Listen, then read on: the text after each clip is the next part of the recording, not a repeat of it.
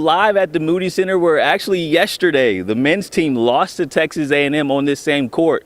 But like that Kirk Franklin song, today's a new day, and the women's were able to get the dub over A&M. Now, they were coming into this game after back-to-back losses on the road to LSU and South Carolina, but what better way to get things back on track than a win over your rival? Now, Vic Schaefer, we talked to him earlier this week, and he spoke about how excited he was to finally be back in the Moody Center, and I'm sure he was excited to bless Texas X Shay Holly with her Final Four ring as well. Shay's former teammates started the game locking up like that last one out the door. Kyla Odaker said, "Get that stuff out of here." Then instead of swatting it away, Justice Carlton, well, she just takes it this time. She pushes it to Brianna Stewart, who favorite dance is the Euro step, not the two. Defense turning into offense was the theme all day long for UT. Now, they also saw this face back on the court. Freshman Aaliyah Crump returned from injury for the first time since November. She looked healthy, running the floor on this play. Now,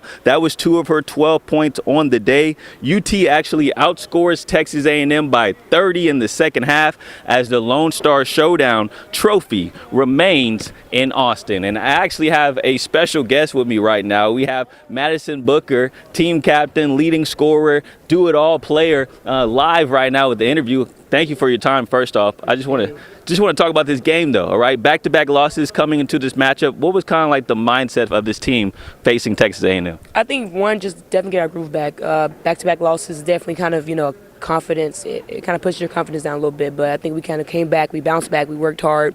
Our 2 practices leading up to this game was very energetic, very just with details, just about what we need to work on as a team, and just really this game was just to kind of get back to our groove.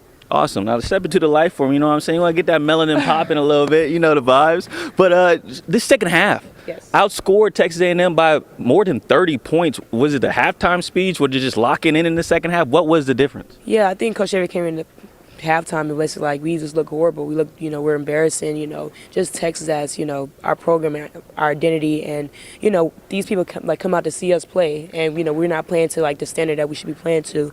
And, it was basically get it together, and we kind of came as a team before he walked in there. It was basically we're not going to win any more games, no big games, if we keep playing like this. So we kind of took advantage of that, kind of took that to heart, and just came out here and played it all. Yeah, tough losses back-to-back. Now coming back at home, getting a big-time win over the rivals. What is the mindset now for the rest of the conference play as things move on? I mean, you can't get too far ahead in your scheduling.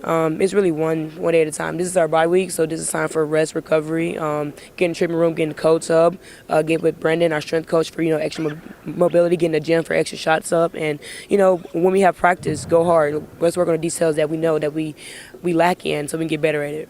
Awesome. Well, thank you, Madison, for your time. I appreciate you. Thank you so much. And another dub for Texas women's basketball as they now get into that bye week. Just talking to Coach Schaefer in the press conference, he said, y'all got a couple days off. How does that sound? Yes.